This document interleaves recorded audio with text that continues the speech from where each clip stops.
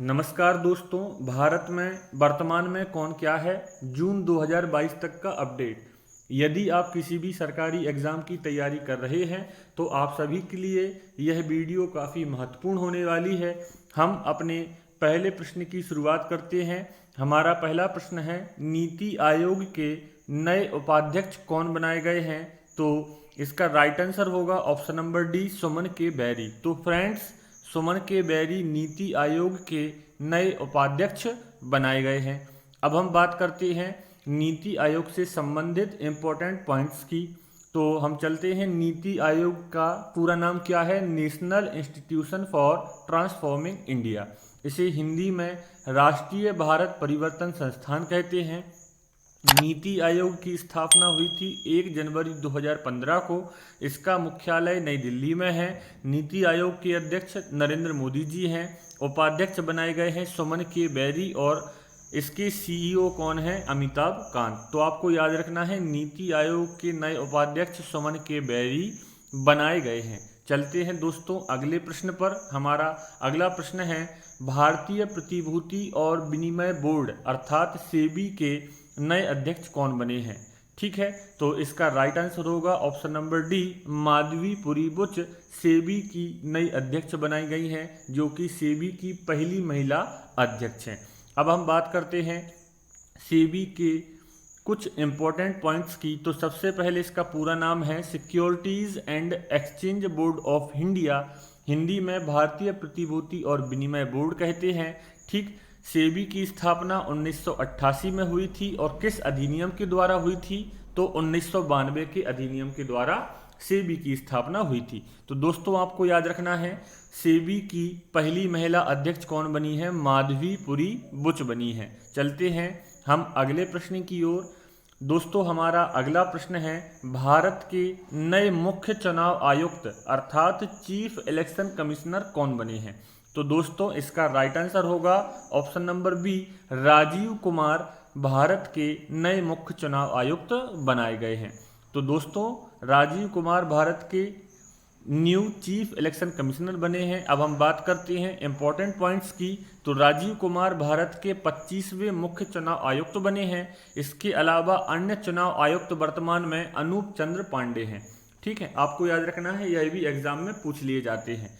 ठीक है, चलते हैं हम अपने अगले प्रश्न की ओर। हमारा अगला प्रश्न है, केंद्रीय माध्यमिक शिक्षा बोर्ड सीबीएसई की नई अध्यक्ष कौन बनी है? तो इसका राइट आंसर होगा दोस्तों ऑप्शन नंबर बी, निधि छिब्बर सीबीएसई की नई अध्यक्ष बनाई गई हैं। अब हम बात करते हैं सीबीएसई के इंपॉर्टेंट पॉइंट्स के बारे में। इसका पूरा नाम central board of secondary education अर्थात सीबीएसई, हिंदी में इसे केंद्रीय माध्यमिक शिक्षा बोर्ड कहते हैं। सीबीएसई की स्थापना 1929 में हुई थी तथा मुख्यालय नई दिल्ली में है। तो दोस्तों आपको याद रखना है, निधि छिब्बर सीबीएसई की नई अध्यक्ष बनाई गई हैं। चलते हैं दोस्तों अगले प्रश्न की ओर। हमारा अगला प्रश्न है, भारतीय वायुसेना के नए महानिदेशक कौन बने हैं? डायरेक्टर जनरल भारतीय वायुसेना के नए महानिदेशक कौन बने हैं? तो दोस्तों इसका राइट आंसर होगा ऑप्शन नंबर ए, संजीव कपूर भारतीय वायुसेना के नए महानिदेशक बने हैं। अब हम बात करते हैं वायुसेना से संबंधित कुछ इंपॉर्टेंट पॉइंट्स के बारे में। सबसे पहले भारतीय वायुसेना के वर्तमान में जो उप प्रमुख हैं वह हैं संदीप सिंह। यह भी हाल ही में बनाए गए हैं। भारतीय वायुसेना की स्थापना 8 अक्टूबर 1932 को हुई थी और मुख्यालय कहाँ पर है? नई दिल्ली में है। तो दोस्तों आपको याद रखना है, संजीव कपूर भारतीय वायुसेना के नए महानिदेशक बने हैं और भारतीय वायुसेना के वर्तमान उप प्रमुख हैं संदीप सिंह। दोस्तों यदि वीडियो आपको अच्छी लग रही हो तो इसे लाइक कर दें और चैनल को सब्सक्राइब कर दें। चलते हैं अगले प्रश्न की ओर। हमारा अगला प्रश्न है, संघ लोक सेवा आयोग अर्थात यूपीएससी के अध्यक्ष कौन बने हैं? तो इसका राइट आंसर होगा option number A, doctor Manoj Soni. तो friends, doctor Manoj Soni UPSC के नए अध्यक्ष बनाए गए हैं। ठीक है, अब हम बात करते हैं यूपीएससी से संबंधित इंपॉर्टेंट पॉइंट्स की, जहां से काफ़ी प्रश्न एग्जाम में पूछे जाते हैं। इसका पूरा नाम है यूनियन पब्लिक सर्विस कमीशन अर्थात संघ लोक सेवा आयोग। बात करते हैं यूपीएससी की स्थापना कब हुई थी? तो 1 अक्टूबर 1926 को यूपीएससी की स्थापना हुई थी। इसका मुख्यालय नई दिल्ली में है। यह एनटीपीसी के एग्जाम में पूछा गया था। यूपीएससी का उल्लेख संविधान के किस भाग में है? तो भाग 14 में यूपीएससी का उल्लेख है। और आर्टिकल पूछा जाता है तो अनुच्छेद 315 में यूपीएससी और पीएससी का उल्लेख है। और एक प्रश्न और पूछा गया था कि ली आयोग या ली समिति की सिफारिशों के आधार पर ही पीएससी की स्थापना की गई थी। ठीक है, तो आपको यह याद रखना है। चलते हैं दोस्तों अगले प्रश्न की ओर। हमारा अगला प्रश्न है, भारतीय थल सेना के नए प्रमुख अर्थात आर्मी चीफ कौन बने हैं? तो आपको याद रखना है दोस्तों, इसका राइट आंसर है ऑप्शन बी, मनोज पांडे। भारतीय थल सेना के नए प्रमुख अर्थात आर्मी चीफ बने हैं। अब हम बात करते हैं इससे रिलेटेड इंपॉर्टेंट पॉइंट्स की। भारतीय थल सेना अर्थात इंडियन आर्मी, इसकी स्थापना हुई थी 1 अप्रैल 1895 को। मुख्यालय नई दिल्ली में है और थल सेना दिवस हम मनाते हैं 15 जनवरी को। तो दोस्तों याद रखना है, मनोज पांडे भारतीय थल सेना के नए प्रमुख बनाए गए हैं। चलते हैं दोस्तों हम अपने अगले प्रश्न की ओर। हमारा अगला प्रश्न है, भारतीय शेयर बाजार बॉम्बे स्टॉक एक्सचेंज, जिसे शॉर्ट में बीएसई कहते हैं, कि नए अध्यक्ष कौन बने हैं? तो पूछा गया है बीएसई के नए अध्यक्ष कौन बने हैं? तो इसका राइट आंसर होगा option number B, S S Mundra. तो दोस्तों एसएस मुंद्रा बीएसई अर्थात बॉम्बे स्टॉक एक्सचेंज के नए अध्यक्ष बने हैं। अब हम बात करते हैं इससे रिलेटेड इंपॉर्टेंट पॉइंट्स की। तो बॉम्बे स्टॉक एक्सचेंज की स्थापना हुई थी 9 जुलाई 1875 को। मुख्यालय मुंबई में है। इसके अध्यक्ष कौन बने हैं? बीएसई के एसएस मुंद्रा। और वर्तमान में एमडी एंड सीईओ कौन है? आशीष कुमार चौहान है।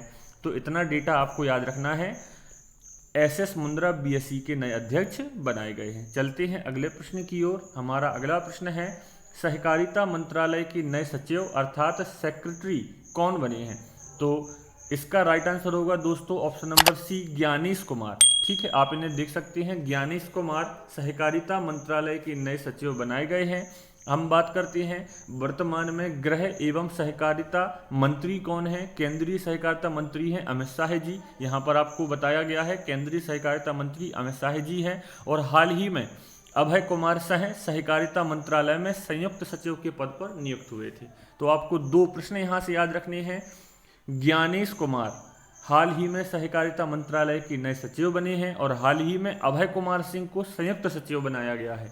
ठीक है, चलते हैं दोस्तों अगले प्रश्न की ओर। हमारा अगला प्रश्न है, भारत के नए नौसेना प्रमुख अर्थात नेवी चीफ कौन बने हैं? तो दोस्तों इसका राइट आंसर होगा option number B, R Hari Kumar Bharat के नए नौसेना प्रमुख बने हैं। ठीक है, आर हरि कुमार भारत के नए नेवी चीफ बने हैं। अब हम बात करते हैं इंपॉर्टेंट पॉइंट्स की। तो नौसेना दिवस हम कब मनाते हैं? 4 दिसंबर को मनाते हैं। इंडियन नेवी या नौसेना का मुख्यालय कहाँ है? नई दिल्ली में है। थल सेना हो, वायुसेना हो या नौसेना हो, तीनों के ही मुख्यालय कहाँ पर हैं? नई दिल्ली में है। और भारतीय नौसेना के पहले भारतीय नौसेना अध्यक्ष कौन थे? आरडी कटारी अर्थात रामदास कटारी थे। यह आपको याद रखना है। ठीक है, चलते हैं दोस्तों अगले प्रश्न की ओर। हमारा अगला प्रश्न है, राष्ट्रीय सुरक्षा गार्ड अर्थात एनएसजी के नए महानिदेशक कौन बने हैं? तो हम बात करें, इसका राइट आंसर होगा option number C, M.A. Ganapathy NSG national security guard के नए महानिदेशक बने हैं। दोस्तों इससे रिलेटेड इंपॉर्टेंट पॉइंट्स में हम सबसे पहले इसका पूरा नाम जानेंगे। एनएसजी का हिंदी में राष्ट्रीय सुरक्षा गार्ड, इंग्लिश में नेशनल सिक्योरिटी गार्ड। स्थापना हुई थी 1986 में। एनएसजी की मुख्यालय नई दिल्ली में है और इसका आदर्श वाक्य एग्जाम्स में पूछा जाता है। एनएसजी का आदर्श वाक्य है सर्वत्र सर्वोत्तम सुरक्षा। ठीक है, तो दोस्तों याद रखना है M.A. गणपति एनएसजी के नए महानिदेशक बनाए गए हैं। चलते हैं दोस्तों अगले प्रश्न की ओर।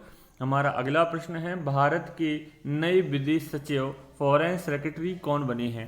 तो दोस्तों आपको याद रखना है ऑप्शन नंबर सी, विनय मोहन क्वात्रा भारत के नए विदेश सचिव बनाए गए हैं। और वर्तमान में विदेश मंत्री कौन है? एस जयशंकर। आपको याद होगा भारत के वर्तमान विदेश मंत्री एस जयशंकर हैं। और भारत के प्रथम विदेश मंत्री कौन थे? पंडित जवाहरलाल नेहरू थे। तो दोस्तों याद रखना है आपको, विनय मोहन क्वात्रा भारत के नए विदेश सचिव बनाए गए हैं।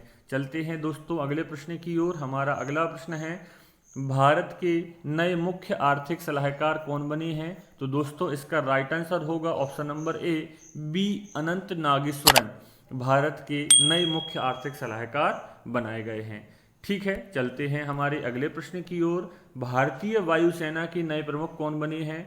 इंडियन एयरफोर्स के चीफ कौन बने हैं भारतीय वायुसेना के नए प्रमुख? इससे पहले हमने पढ़ा था भारतीय वायुसेना की महानिदेशक कौन बने हैं। ठीक है, वहां पे संजीव कपूर आंसर था।